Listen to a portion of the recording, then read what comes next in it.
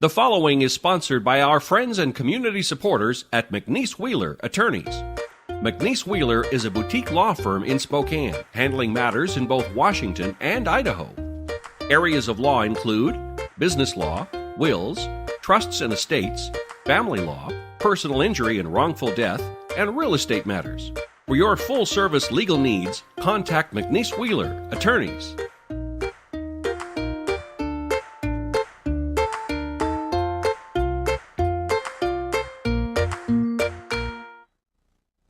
Welcome to On the JoB with your host, Lynn Parrish, editor of the Journal of Business. On the JoB is about the Inland Northwest business community, where you'll hear firsthand the backstories from the men and women reporters at the Journal of Business. On the JoB is brought to you in part by McNeese Wheeler Attorneys. Here's Lynn. Hi, welcome to On the JoB with Lynn Parrish. I'm the editor of the Journal of Business, and I'm here today with Kevin Blocker, healthcare reporter at the Journal. Welcome, Kevin. Thank you, Lynn. Yeah, this is our maiden voyage. Are you ready? I am. All right. Me too.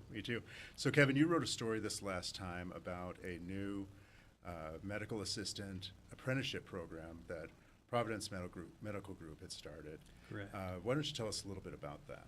This is a program that Providence got going, began exploring in greater detail early to the middle of last year. Mm-hmm. And it was done in large part to address their need to meet this dwindling pool of medical assistants in their profession. Their first class got going the beginning of July last mm-hmm. year. Mm-hmm. Great. Now, how has the need for medical assistance changed through the years for an organization like Providence? A large part is due to Providence's growth. Once upon a time, they were able to employ, as few as 25 to 30 medical assistants, but with recent acquisitions in recent years, suddenly their demand, their growth, patient need increased, and that facilitated the need to have more medical assistance. Sure.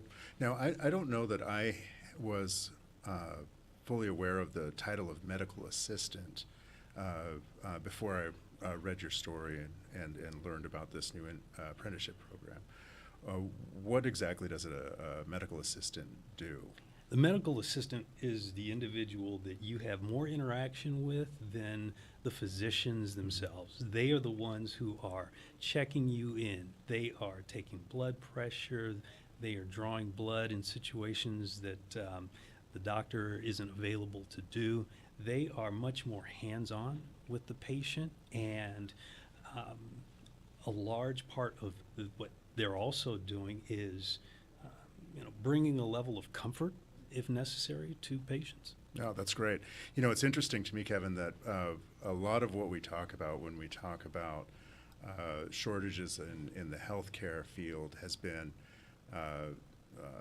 physician shortages. That's really dominated the conversation, and a lot of that has to do with the expansion of the program at the University of Washington for training future physicians in Spokane, and of course the opening of the new medical school for Washington State University here in Spokane.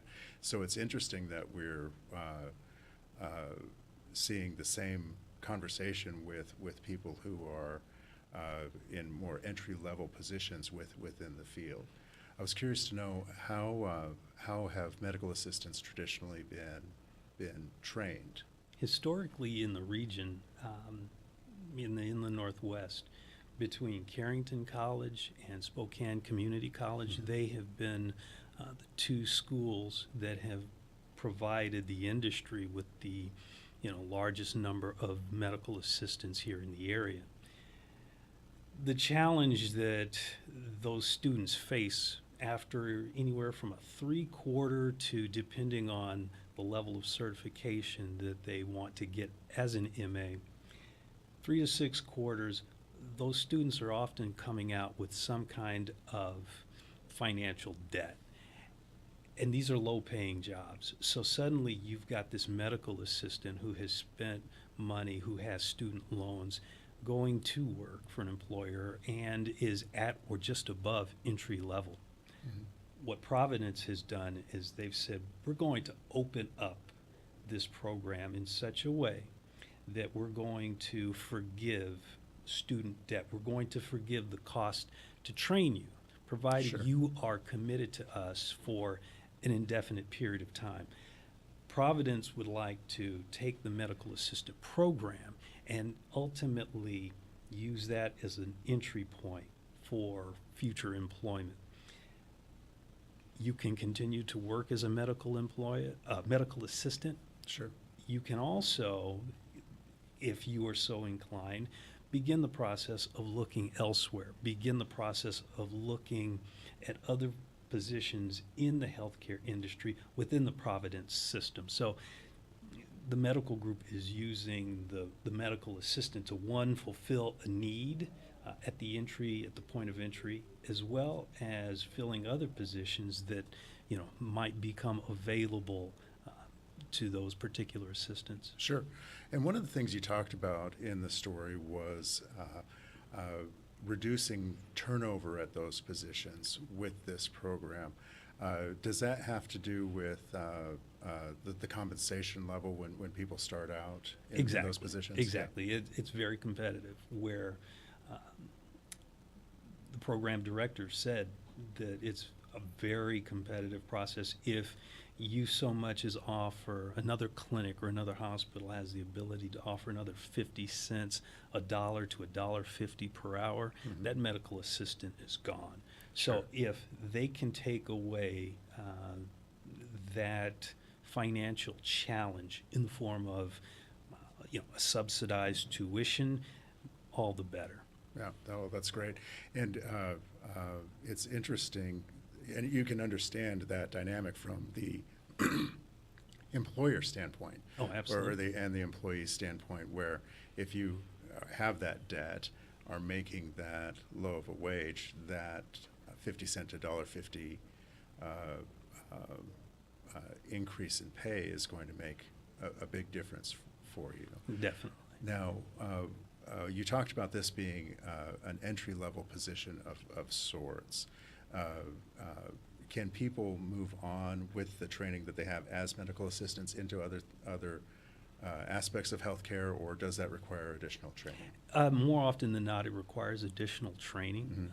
Again, the medical assistant is, that entry level position, but the opportunities, I think, for a medical assistant in this apprenticeship program, that is an ideal scenario for someone in that program. From the standpoint, if you are a medical assistant at another clinic, the additional training, it's going to cost. So you can move into other areas of coverage, so to speak, but it's going to cost you. If you have the opportunity to take advantage of this medical assistant apprenticeship program at Providence, they've already established a precedent that we're going to cover this for you. You can more effectively and more easily transition into another field of study if you're so inclined.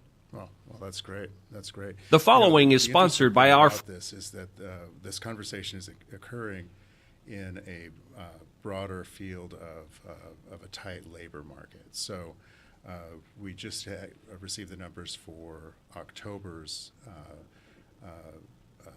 employment numbers, and the Spokane area added 3,500 jobs in October. If you look at the 12-month period from October to October, it was 10,900 jobs that had been added here. When you look at it from an unemployment rate, it's reduced to 4.4% from 4.6%. So you're really looking at what they call nearing full employment or at full employment. So when we come back, Kevin, why don't we talk a little bit about some of the labor shortages that we've seen in other fields. Certainly. The following is sponsored by our friends and community supporters at McNeese Wheeler Attorneys. McNeese Wheeler is a boutique law firm in Spokane, handling matters in both Washington and Idaho. Areas of law include business law, wills, trusts and estates, family law, personal injury and wrongful death, and real estate matters. For your full-service legal needs, contact McNeese Wheeler Attorneys.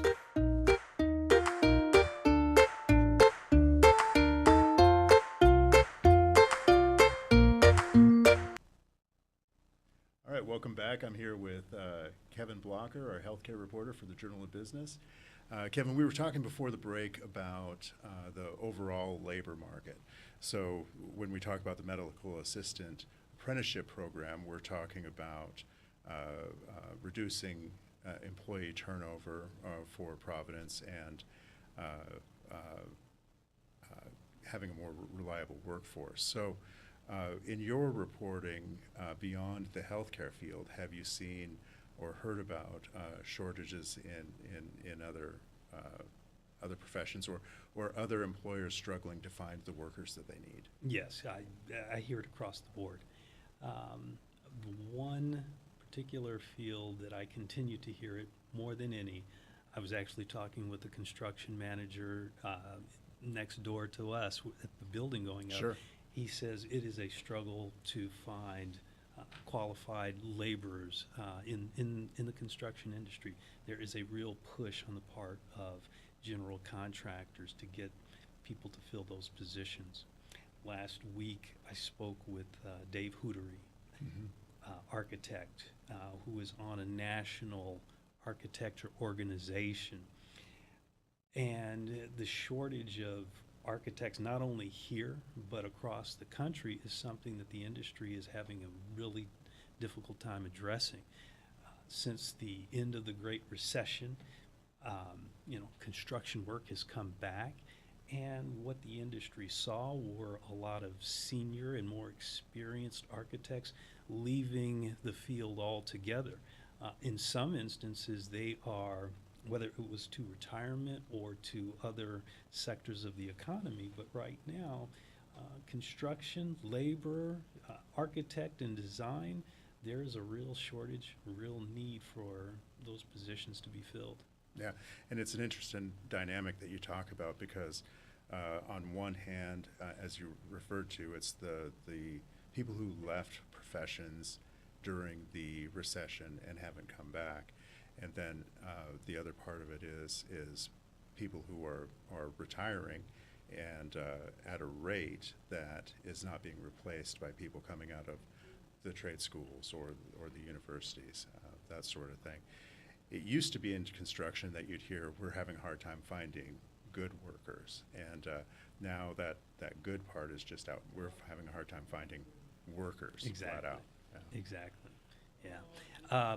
One of the things that I've heard this now for a solid 5 years, maybe even a decade now. Employers are struggling with the culture, if you will, Sure. of employees who are replacing those more, experienced, seasoned workers, whether they leave or, whether they go to something else or they retire. Sure. It has become a challenge, and they are, working diligently to try to address some of the cultural differences that exist between their younger talent pool and the experienced talent pool. Sure. And you see that, I don't know that you can say across the board, but pretty close, because we've written about shortages in financial services, people who work in banks, and across a number of professional services as well. So I think that education pipeline across professions has become more and more important as time has gone on. Yes. And as you know, and as you reported, in healthcare, it's an especially pivotal time for that. So Speaking of healthcare, we have a healthcare section coming up in our next paper, the one that we'll publish on December 7th. Can you tell us a little bit about what you're working on and what some of your colleagues are working on for that? Certainly. As a matter of fact, I spent a little bit of time this morning at Sacred Heart, the Medical Center and the Children's Hospital. Sacred Heart was one of 16 medical facilities across the country to receive accreditation. This is an initial accreditation from the ACHA, which is looking to standardize congenital treatment of patients. What was really fascinating was the fact that the doctor that I spoke with, who is the director of that program, Dr. Jeremy Nicolaarson, he said that of the 16 facilities that received the initial accreditation, Sacred Heart was among, in Spokane, was among the smallest hospitals among the smallest cities on that list, which just speaks volumes about the level of care that is available for patients at Sacred Heart. The work was being done, the treatment was there. What Dr. Nicolaarson was brought here to do from Denver was to help Sacred Heart put all of the pieces together to be able to present to the ACHA board to say, we're doing this, and this is how we plan to continue to operate in a way that is, suitable for our patients. And the ACHA took a look and said, you know what, you all are doing the kind of work that needs to be done in order to treat people with congenital heart issues. And again, the list of facilities, heavily, academic facilities that are in, major cities, near major research institutions that are right there in the building. So it was an impressive feather in the cap for Sacred Heart. Oh, that'll be interesting to read about that. We have some other stories about improving technologies. So, and with Multicare's entry into our market, it's going to be a pretty exciting time to be writing about healthcare. No shortage of issues, no doubt. Yeah. Well, Kevin, thanks for joining me today. I appreciate pleasure. it. Always My interesting pleasure, to hear it. Thanks for watching, and we'll be back with you soon with more from On the JoB. Thanks. On the JoB is produced in Spokane, Washington by SpokaneTalksOnline.com, which is solely responsible for its content. On the JoB is brought to you by our friends at McNeese Wheeler Attorneys. Ask Lynn a question, recommend a guest, and hear this program again online anytime at SpokaneTalksOnline.com. Our friends and community supporters at McNeese Wheeler Attorneys. McNeese Wheeler is a boutique law firm in Spokane, handling matters in both Washington and Idaho. Areas of law include business law, wills, trusts and estates, family law, personal injury and wrongful death, and real estate matters. For your full-service legal needs, contact McNeese Wheeler Attorneys.